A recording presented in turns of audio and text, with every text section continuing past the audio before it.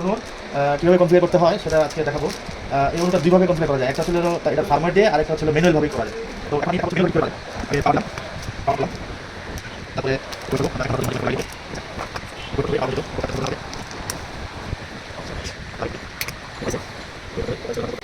তারপরে আমাদের ইয়ে হচ্ছিল 192.168.1.1 এই দুটো ইন্টারফেস। তারপর ঢুকতে হবে হলো অ্যাডমিনিস্ট্রেটর, সুপার ইউজার আইডি আমরা দিয়ে দিব, আর পাসওয়ার্ডটা আমাদের কাছে দিয়ে দিব। লগইন গেলাম লোগোতে, এটা হচ্ছে ম্যানুয়াল করার পদ্ধতি। নেটওয়ার্কে গেলাম, ওয়াইন পোর্ট, এখানে এই যে দুইটা ইয়ে আছে, এই দুটো আমাদের সাপোর্ট করে না। এই দুটো আমাদেরকে আগে ডিলিট করতে হবে। কীভাবে ডিলিট করবো? আগে সিলেক্ট করি, সিলেক্ট করার পরে এখানে ডিলিট ভার্সন আছে, আরেকবার এটা আছে, এটা সিলেক্ট করি, সিলেক্ট করার পরে ডিলিট অপশন, এখানে যে সার্ভিস মোড, এই সার্ভিস মোডে যে আদার্স দেবেন, তারপরে 1 নম্বর পোর্টটা সিলেক্ট করে দেবেন। শুধু একটা পোর্ট কাজ করবে, 1 নম্বর পোর্ট। আর 2 নম্বর পোর্ট দিয়ে আপনি এটা কনফিগার করতে হবে। অ্যাপ্লাই, এখানে লাল বাতি জ্বলবে 5 বার, একবার বন্ধ হয়ে যাবে।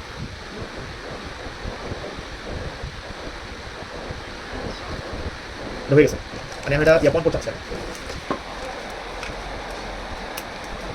বন্ধ হয়ে গেছে। এই যে পন পোর্ট পেয়েছে, ইয়াও পেয়েছে, ঠিক আছে।